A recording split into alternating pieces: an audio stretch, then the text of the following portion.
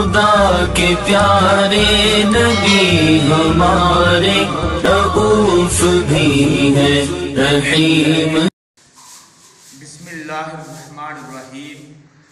आज का सवाल कि अगर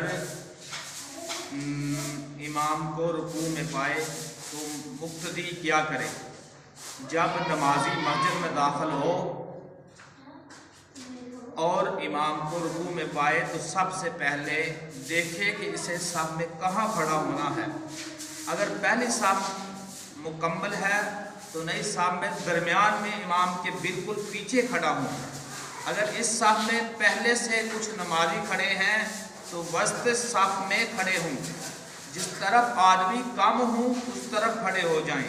अगर दोनों तरफ बराबर है तो फिर दाईं तरफ खड़े हो जाएं और नियत करें, तकबीर तहरीमा कहे, फिर तकबीर तहरीमा दूसरी तकबीर यानी रुकू वाली तकबीर कहकर रुकू में चले जाएं और इमाम के साथ शामिल हो जाएं।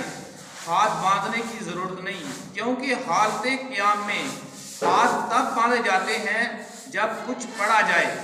अगर नास ये समझता है कि सुब्हानकल्लाहुम्मा व बिहम्दिका पढ़ने से इमाम रुकू से उठ जाएगा तो सना पढ़ना छोड़ दे। अगर उजरत में सीधे खड़े हुए बगैर तकबीर तहरीमा झुकते हुए यानी कि रुकू की हालत में तकबीर तहरीमा कही तो ना रुकू होगा और तो फर्ज चला गया तो रुकू भी नहीं होगा, रकत भी नहीं मिलेगी। रकत उस सूरत में मिलेगी कि सीधे खड़े होके अल्लाहु अकबर तकबीर तहरीमा कहे और फिर दूसरी तकबीर कह के रुकू में चला जाए। अल्लाह ताला से दुआ है कि अल्लाह ताला अमल करने की तौफीक अता फरमाए।